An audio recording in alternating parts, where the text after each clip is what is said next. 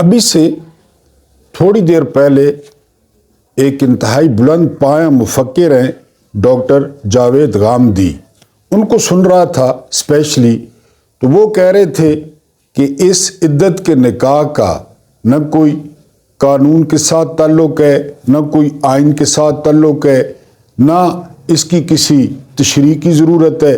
بسم اللہ الرحمن الرحیم۔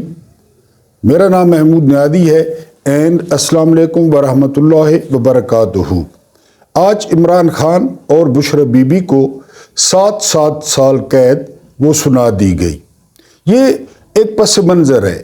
پس منظر یہ ہے، میں نے اس سے پہلے والے ویلاگ میں ذکر کیا کہ ہر سزا کے بعد رابطہ ہوتا ہے کہ اب کیا خیال ہے، تو خان صاحب کہتے ہیں نو ڈیل، تو پھر وہ کہتے ہیں کہ ہم آپ کو طرح طرح سے ذلیل کریں گے، اور آج ایک مظاہرہ انہوں نے کر دیا۔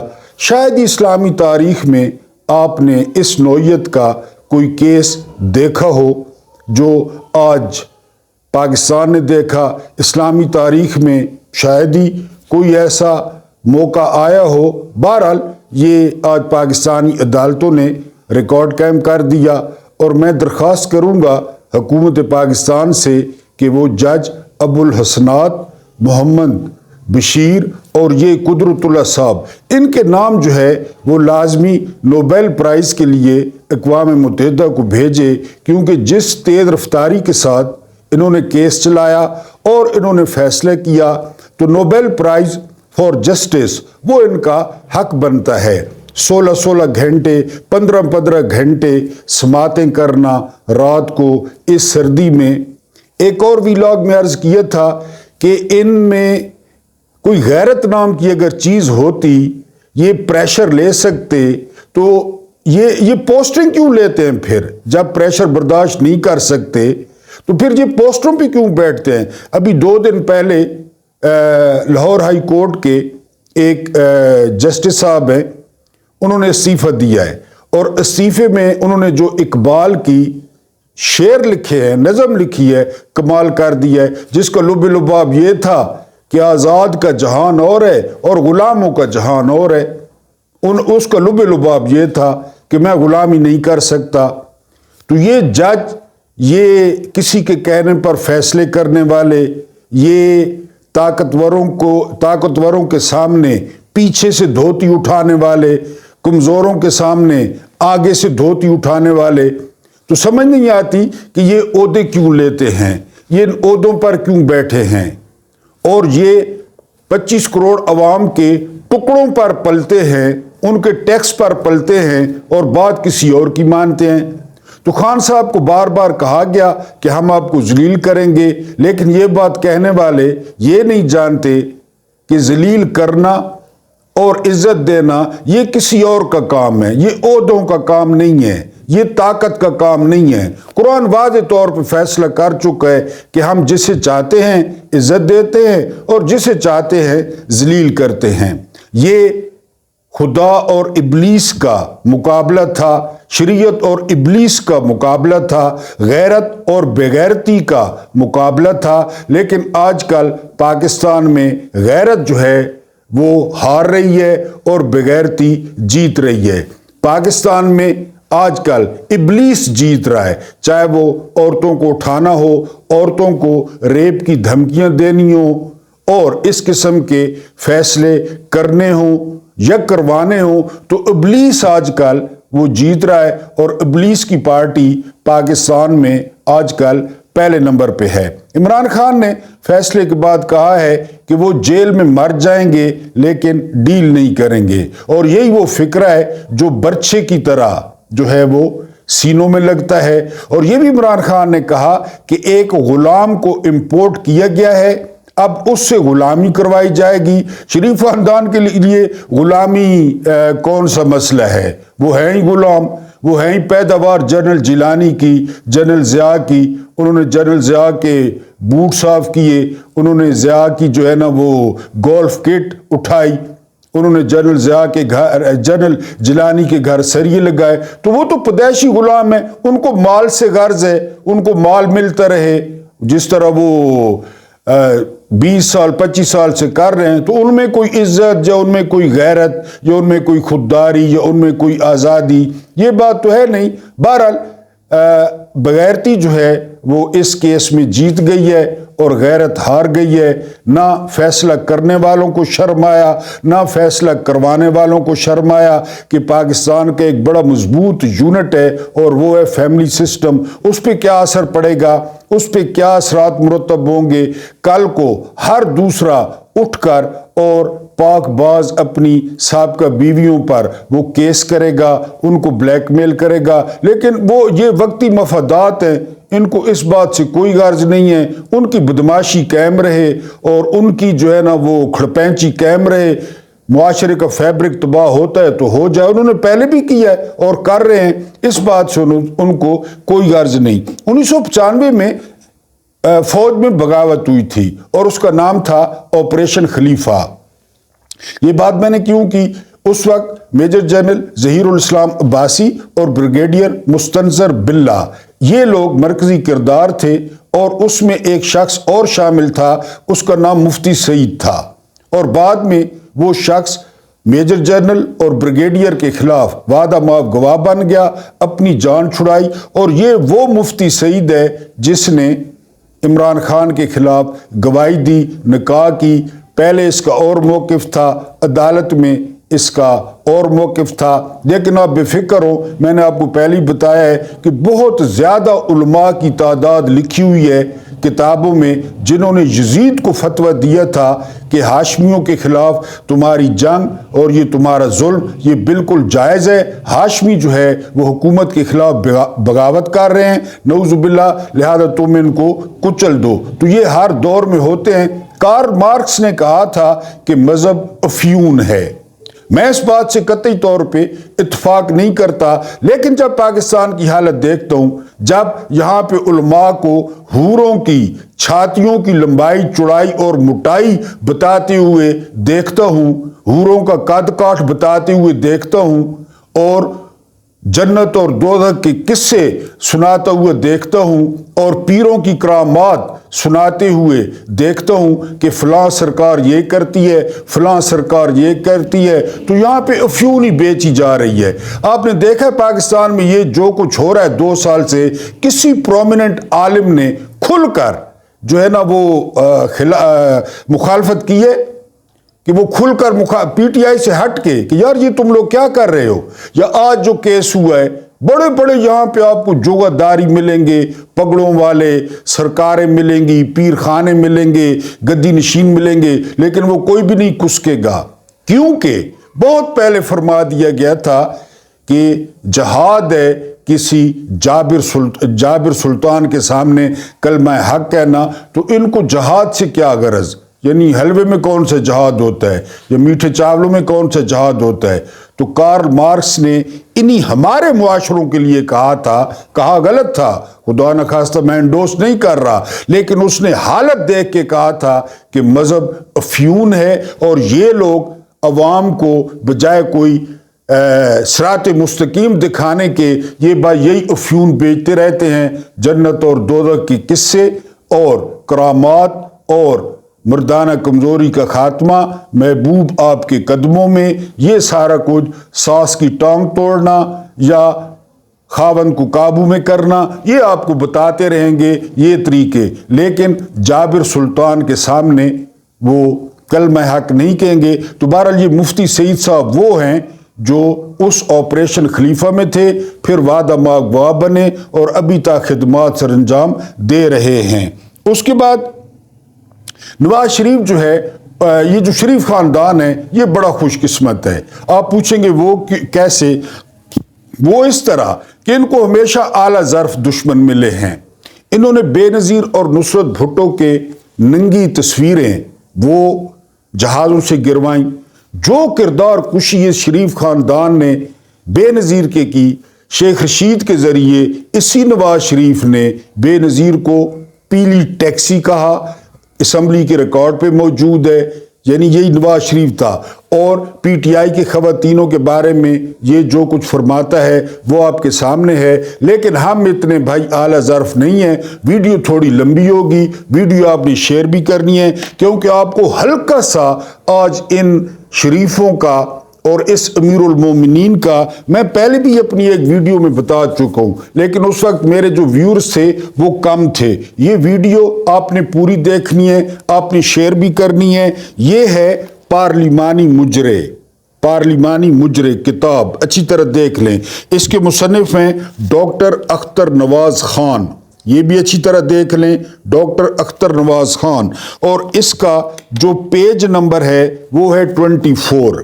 ٹھیک ہے جی، اس میں سے کچھ کارنامے آپ کو اس امیر المومنین کے جو آج کل عمران خان کی کردار کشی کر رہا ہے یہ خاندان، کیونکہ میں نے بتایا نا کہ اعلیٰ ظرف ان کو دشمن ملے ہیں، پہلے بے نظیر ملی تھی، پھر عمران خان، ورنہ عمران خان جنرل فیض کے ذریعے 6 ماہ کے بچے کا کیس بھی کھول دیتا، قطریوں کے ڈی این اے بھی کروا لیتا اور سارا کچھ کر لیتا، لیکن وہ عمران خان ہے، اعلیٰ ظرف ہے اور اسی طرح بے نظیر تھی۔ میں آپ کو کچھ کارنامے آپ نے غور سے سننے ہیں۔ یہ پیج نمبر ہے 24۔ عام زندگی میں نواز شریف بھولے بھالے اور معصوم انسان دکھائی دیتے ہیں، البتہ نجی و ذاتی زندگی میں ان کا کردار بھی دوسرے سیاستدانوں سے مختلف نہیں۔ ان کے معاشقوں اور سکینڈل کی ایک لمبی فہرست ہے، جس میں سر فہرست مشہور گلوکارہ طاہرہ سید کا نام ہے۔ نواز شریف کی کامیابی کا راز جہاں دولت کا بے تحاشا استعمال ہے، وہیں میڈیا کا استعمال بھی ہے۔ نواز شریف کی سیاست میں شہباز شریف کو جنرل مینیجر قرار دیا جاتا ہے۔ نواز شریف کی ذہانت پر مبنی ہر کام کے پیچھے شہباز شریف کا نام لیا جاتا ہے۔ نواز شریف کو پاکستان کا ہیرو بنانے میں میڈیا کا رول کلیدی ہے۔ نواز شریف نے میڈیا مینیجرز کی باقاعدہ ٹیم بنا رکھی تھی، جو نواز شریف کو جہاں میڈ ان پاکستان ثابت کرنے میں صفات کے صفات کالے کرتے، وہیں وہ اسے اسلام کا سپوت ثابت کرنے میں بھی کوئی کسر نہ چھوڑتے۔ نواز شریف کے میڈیا مینوں نے ان کی زندگی کا صرف ایک رخ عوام کے سامنے پیش کیا، جس کے مطابق وہ ایک نیک، ہمدرد، غم گسار، پاک باز، صالح اور درد دل رکھنے والے انسان ہیں۔ مگر اس سب کے باوجود جھوٹ چھپائے نہیں چھپتا اور کوئی نہ کوئی سچی بات عوام کے سامنے آ ہی جاتی، مگر عوام اس پر یقین نہ کرتے۔ نواز شریف اور ان کی میڈیا ٹیم کو گویبلز کی اس بات پر پختہ یقین تھا کہ جھوٹ بار بار اور تواتر سے بولو تاکہ لوگ اس کو سچ سمجھنا شروع کر دیں۔ حالانکہ ذاتی زندگی میں نواز شریف کی شہرت دوسرے سیاستدانوں سے کسی طرح کم نہیں۔ وہ بھی صنف نازک کی کافرانہ اداؤں پر دل کھول کر داد دیا کرتے تھے۔ حسن و عشق کے وہ اتنے ہی رسیہ تھے جتنا کہ کوئی بھی دوسرا سیاستدان۔ حسن و عشق کا کھیل کھیلنے میں وہ بڑی احتیاط برتتے تھے، مگر پھر بھی کہیں نہ کہیں کوئی خامی رہ جاتی جس کی وجہ سے وہ پکڑے جاتے۔ ان کی اس طرح کی ایک خامی قوم کے سامنے اس وقت پیش کی گئی، غور کرنا ہے، جب وہ کالعدم وزیر اعظم بنے۔ پرائم منسٹر ہاؤس میں ان کے کمرے کی تلاشی لی گئی جب مشرف نے قبضہ کیا، تو جہاں دیگر سامان تلاش کرنے والوں کے ہتھے چڑھا، وہیں ان کے حصول عیاشی کے سامان کی بھی ایک طویل فہرست ان کے ہاتھ لگی، جس میں راتوں کو رنگین بنانے کے لیے خصوصی بستر، ننگی فلمیں، مخصوص لمحات کو طویل کرنے کے لیے مخصوص گولیوں، ویاگرا کا ایک بڑا سٹاک، الغرض ایسا سامان نکلا جو میاں نواز شریف کی شرافت کا منہ چڑھا رہا تھا۔ میاں نواز شریف نے پرائم منسٹر ہاؤس کو باقاعدہ دربار کی شکل دے رکھی تھی۔ جہاں شریف عالم پناہ کی طبیعت کو حشاش بشاش کرنے کے لیے ایسے افراد ہر وقت موجود رہتے جو جہاں عالم پناہ کو گانے اور لطیفے سناتے، وہ وہیں عاشقانہ مزاج کے مالک نواز شریف کے لیے خصوصی محافل کا انعقاد کرتے تاکہ میاں صاحب کا مزاج خوش رہے۔ نواز شریف موسیقی کے بڑے دل دادا تھے۔ موسیقی کا شوق میاں نواز شریف کو تیرہ سید کی زلفوں تک لے گیا۔ ایک طرف ہوس پرست اور موسیقی کا دل دادا نواز شریف تھا تو دوسری طرف پرکشش چہرہ، جھیل سی گہری شفاف آنکھیں، سرخ گلابی ہونٹ، ستواں ناک اور سراہی دار دراز گردن کی مالک تیرہ سید تھی۔ یوں میاں صاحب کا دل جھوم اٹھا۔ تیرہ سید کو دیکھتے ہی ان کے لبوں پر تبسم تیرنے لگتی۔ میاں صاحب کے حواری ان کے لبوں پر رقصاں و مستاں تبسم دیکھنے کے لیے تیرہ سید کو بڑے اہتمام کے ساتھ پرائم منسٹر ہاؤس لاتے۔ ایک طویل عرصے تک تیرہ سید نواز شریف کے جنسی ہوس پرست دل کی راجدھانی پر حکمرانی کرتی رہی۔ دونوں کے پیار کے قصے ایک عرصے تک زبان و زد و عام رہے۔ تیرہ سید باوجود اس کے کہ نعیم بخاری کی بیوی تھی مگر وہ ایک حسن پرست وزیر اعظم کی راتوں کو رنگین اور مست بناتی رہی۔ نعیم بخاری نے تیرہ سید کو راہ راست پر لانے کی بہت کوشش کی مگر وہ دونوں طرف کی لگی آگ کو بجھانے میں کامیاب نہ ہوئے۔ یوں نوبت طلاق تک جا پہنچی۔ قریب تھا کہ تیرہ سید کی زلفوں پر نواز شریف اپنا سیاسی کیریئر قربان کر دیتے کہ بیگم کلثوم نواز نے آگے بڑھ کر نواز شریف کے تباہ ہوتے ہوئے کیریئر کو تیرہ سید کی بھینٹ چڑھنے سے بچا لیا۔ نواز شریف کے پہلے دور حکومت میں پرائم منسٹر ہاؤس میں تیرہ سید کو خاتون اول کی پذیرائی اور پروٹوکول حاصل تھا۔ یہ حاجی ہیں جو عمران خان کی کردار کشی کر رہے ہیں۔ نواز شریف کی عیش پرست طبیعت نے تیرہ سید اور نعیم بخاری کے ہنستے کھیلتے گھر کو تباہ و برباد کیا۔ ہاں، یہ علیحدہ بات ہے کہ تیرہ سید کو منہ دکھلائی میں پنجاب ٹورزم ڈیولپمنٹ کارپوریشن مری کی چیئر لفٹ دی جس سے اسے روزانہ لاکھوں روپے کی آمدن ہوتی تھی اور یہ آمدن 1993 میں بے نظیر کے وزیر اعظم بننے تک جاری رہی۔ بیگم کلثوم نواز نے اس موقع پر خالص مشرقی عورت کا ثبوت دیا اور نواز شریف کی عشق کی تپش کو اپنی مشرقیت سے سرد کرنے کی کوشش کی۔ لیکن دوسری طرف معاملہ کچھ اور تھا کیونکہ نواز شریف اکیلی تیرہ سید کے عاشق نہ تھے بلکہ عارفہ صدیقی اور دلشاد بیگم وغیرہ جیسی حسیناؤں کے بھی وہ عاشق تھے مگر پھر بھی اس نے اپنے شوہر کو معاف کیا۔ یہی نہیں بلکہ جنرل پرویز مشرف کے جیل سے نکال کر سعودی عرب لے جانے میں بھی کامیاب ہوئیں۔ 1997 میں الیکشن کی تیاریاں جاری تھیں۔ 12 اکتوبر 1997 کو بھارتی اخبار سماچار نے معروف اداکار فیروز خان اور سنجے خان کی بہن دلشاد بیگم کا انٹرویو شائع کیا جس نے سیاسی میدان میں تہلکہ مچا دیا۔ اس نے انٹرویو میں کہا کہ نواز شریف دل پھینک، عاشق مزاج اور صرف نام کے شریف ہیں، وہ میرے عاشق ہیں۔ دلشاد بیگم کی ادائیں قیامت خیز اور حسن دل موہ لینے والا تھا، چنانچہ نواز شریف کا بہک جانا سمجھ میں آتا ہے۔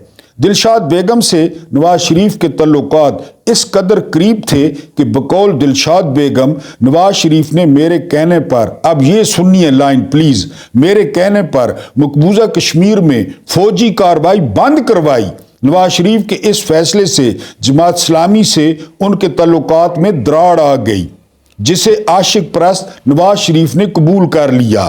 نواز شریف دلشاد بیگم کی اداؤں پر ایسے لٹو ہوئے کہ سہگل فیملی کی دعوت پر جب دلشاد بیگم پاکستان کے دورے پر آئی تو اسے پاکستان میں سرکاری مہمان کی حیثیت دی گئی۔ دلشاد بیگم کا حسن، دلربا ادائیں، ساڑی باندھنے کا خوبصورت انداز، ان سب نے مل کر میاں صاحب کو اپنا اسیر کر لیا۔ पहली मुलाकात भूरबन में हुई और फिर ये सिलसिला चल निकला। दिलशाद बेगम नवाज शरीफ को टेलीफोन करती तो मियां नवाज शरीफ अपने आशिक दिल की तस्कीन के लिए उससे गाना सुनाने की फरमाइश करते। दिलशाद बेगम और नवाज शरीफ के स्कैंडल पर मुल्की मीडिया ने बहुत कुछ छापा। नवाज शरीफ की रंगीन वारदातों का अकेला भूरबन ही नहीं बल्कि लाहौर और इस्लामाबाद के कई तफरीही मकामात गवाह हैं। नवाज शरीफ का किस्सा हाय इश्क न तो अकेली तैरा सैयद ना ही दिलशाद बेगम तक महदूद है बल्कि फिल्म इंडस्ट्री की मारूफ हीरोइनों की एक तवील फहरिस्त है। नवाज शरीफ की हुकूमत जब बरतरफ की गई तो रीमा ने एहतजाज किया। रीमा की हमदर्दी या मोहब्बत नवाज शरीफ की बरतरफी को हजम न कर सकी। हाल ही में कौमी एहतसाब ब्यूरो के हवाले से जो तहकीकात मंजर आम पर आई हैं उनके मुताबिक मियां नवाज शरीफ जो लाहौर को पेरिस और मुल्क को जदीद तरक्की याफ्ता मुल्क बनाने का अहद किए हुए थे ने मसाज और मालिश की तरबियत के लिए 4 हसीन खवातीन और 5 मर्दों को फ्रांस भिजवाने का इंतजाम किया। मियां साहब ने खुसूसी बाथरूम का नक्शा एक बहुत बड़ी कंपनी से खुसूसी हिदायत पर बनवाया। बाथरूम में जहां दीगर सामान तय्यश मौजूद हैं वहीं बाथरूम में घूमने वाला खुसूसी रंगीन टीवी और गंदी फिल्मों के लिए VCR मौजूद है। मौसम के मुताबिक ठंडा और गर्म रखने वाले इस बाथरूम में सब कुछ था जिससे जिनसी तस्कीन मिल सकती थी। मुल्क में गरीब खुदसोजियां और खुदकुशियां कर रहे थे। मुल्क का वजीर आजम अजीम शान बाथरूम में घंटों मसाज करवाने और टीवी देखने में मसरूफ रहता। एहतसाब ब्यूरो के ज़राए के मुताबिक एक साइल चंद जेब जिस वक्त मॉडल टाउन की खुली कचहरी में इंसाफ न मिलने पर खुदकुशी कर रहा था तो वक्त का वजीर आजम तोए के हाथों बाथरूम में मसाज करवाने में मसरूफ था। तोए ब्रैकेट में लिखा हुआ है। नवाज शरीफ बतौर वजीर आजम ही रंग रगलियां नहीं मनाया करता था बल्कि बतौर वजीर आला पंजाब भी वो खूबसूरत जवानियों से खेला करता। जिनसी खेल के किस्से वो अपने राजदानों को चस्के ले लेकर बताया करता। जहां नवाज शरीफ का अपना इखलाक पस्त था वो वहीं अरब शहजादों की खिदमात करने में भी कोई दकीका फरोग गुजाश्त न करता था। दलाली, अरबों की दलाली करना। इन्हें खूबसूरत शबाब और शराब सरकारी सतह पर फराम किया जाता। मारूफ अदाकारा जाना मलिक को सिर्फ एक रात के लिए सरकारी मेहमानों की तवाज़ो करने के ओज़ 8 लाख रुपए अदा किए गए। उस दौर में फिल्म इंडस्ट्री की खूबसूरत तरीन और नौखेज जवानी को नवाज शरीफ 5 स्टार होटल में अपने दोस्तों का दिल बहलाने के लिए पेश करता।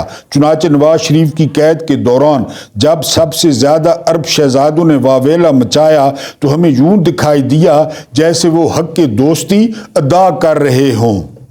नवाज शरीफ और शहबाज शरीफ ने इखलाकियात का जनाजा निकालते हुए एक ही वक्त में मुख्तलिफ मॉडल्स को एक साथ वक्त देना शुरू कर दिया। यही नहीं बल्कि नवाज शरीफ और शहबाज शरीफ के साहबजादे भी इन्हीं तितलियों तक पहुंच गए जो कभी उनके बाप और चचे की महफिलों को गरमाती थी। हमजा शहबाज शरीफ बतौर खास अपने दोस्तों को बताता कि उसने किस किस के साथ कितना कितना वक्त गुजारा है। नवाज शरीफ के फरजांद हुसैन नवाज शरीफ ज़रूरतमंद हसीनाओं की तलाश में रहे जो अपनी मजबूरियों और माली मफादात की खातिर उनसे मुलाकात किया करती थी।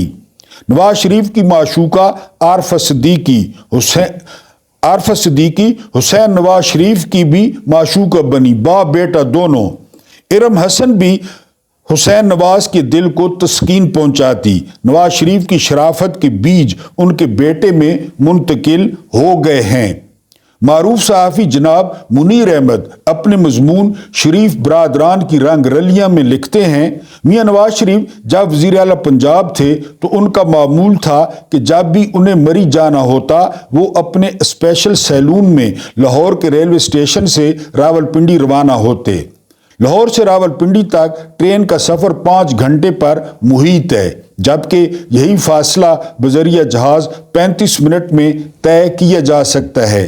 اسلام آباد یا مری میں سرکاری حکام نواز شریف کا ان کی آمد سے گھنٹوں پہلے ہی انتظار شروع کر دیتے تھے۔ اس کی اصل وجہ یہ تھی کہ نواز شریف کے پروگرام اچانک بدل جاتے تھے۔ عین اس وقت جب لاہور ریلوے اسٹیشن پر نواز شریف کی راولپنڈی روانگی کے انتظامات مکمل ہوتے، اچانک انتظامیہ کو اطلاع ملتی کہ نواز شریف بذریعہ سڑک یا جہاز کے ذریعے راولپنڈی چلے گئے ہیں۔ نواز شریف اس طرح کی حرکتیں اکثر کیا کرتے تھے اور اس کی وجہ سوائے اس کے کوئی اور نہیں ہوتی تھی کہ وہ اپنی ذاتی زندگی کے معاملے میں بہت خوفزدہ تھے۔ وہ نہیں چاہتے تھے کہ ان کی کوئی ذاتی بات ان کے والد صاحب تک پہنچے، جبکہ شہباز شریف اس معاملے میں خاصے غیر محتاط تھے۔ نواز شریف کی بعض مہمان اب یہ سننا ہے، خواتین لاہور سے راولپنڈی کے درمیان کسی بھی اسٹیشن پر ان کے سیلون میں سوار ہوتی اور راولپنڈی پہنچنے سے 2-3 گھنٹے پہلے میاں صاحب کے ساتھ گزارنے کے بعد وہ ٹرین سے اتر جایا کرتی تھیں۔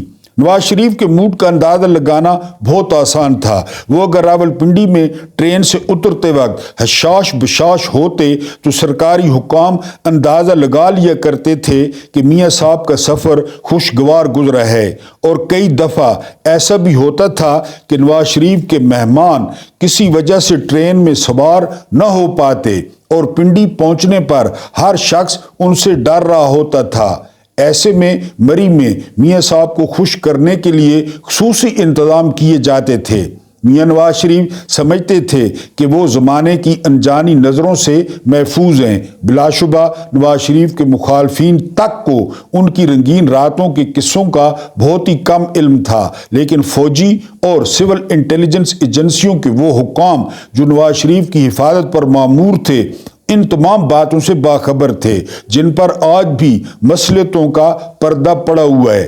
لوگوں کو نواز شریف کے حوالے سے زیادہ اتنا معلوم ہے کہ انہوں نے کبھی بھارتی اداکارہ دلشاد بیگم کو فون پر گانے سنائے تھے، یا بھوربن میں انہوں نے کینڈل لائٹ میں دلشاد بیگم کے ساتھ زندگی سے لطف حاصل کیا تھا۔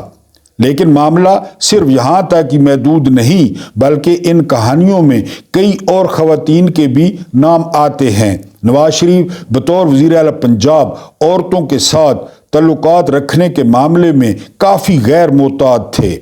جب بھی فلم یا ٹی وی کی کسی اداکارہ یا مشہور ماڈل گرل کے ساتھ ان کی ملاقات ہوتی تو وہ اپنے ذاتی دوستوں کو افسانوی انداز میں خوشگوار لمحوں کی داستان سنایا کرتے تھے۔ نواز شریف کے ساتھ سب سے پہلے طاہرہ سید اور پھر عارفہ صدیقی کا قصہ مشہور ہوا، اور پھر کئی خوبصورت چہرے ان کی زندگی میں آتے چلے گئے۔ اداکارہ ریما اگر نواز شریف کی حمایت میں بیان جاری کرتی ہیں تو اس کی کوئی وجہ تو ضرور ہوگی، لیکن معاملہ اس وقت خراب ہوا جب ان اداکاراؤں اور ماڈل گرلز نے اخلاقیات کا لحاظ نہ کرتے ہوئے دونوں بھائیوں کو وقت دینا شروع کر دیا۔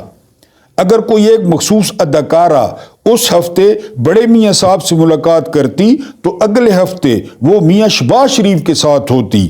میاں نواز شریف اور میاں شہباز شریف دونوں کو علم تھا کہ وہ انٹیلیجنس ایجنسیوں کی نظروں میں ہیں، لیکن اس کے باوجود وہ بے احتیاطی کرتے رہے۔ خصوصاً شہباز شریف رات کو خاموشی کے ساتھ اپنی پجارو نکال کر تنہا ہی نکل جایا کرتے تھے۔ کبھی ان کی منزل زیبا بختیار کا گھر ہوتا اور کبھی ڈیفنس میں وہ کسی مخصوص گھر میں موجود ہوتے۔ نواز شریف کو بچپن سے ہی گانے کا شوق تھا، اور وہ کالج کے زمانے میں جب مری جاتے تو وہاں سڑک کے کنارے بیٹھ کر گلوکار رفیع اور طلعت محمود کے گائے ہوئے گیت گنگنایا کرتے تھے۔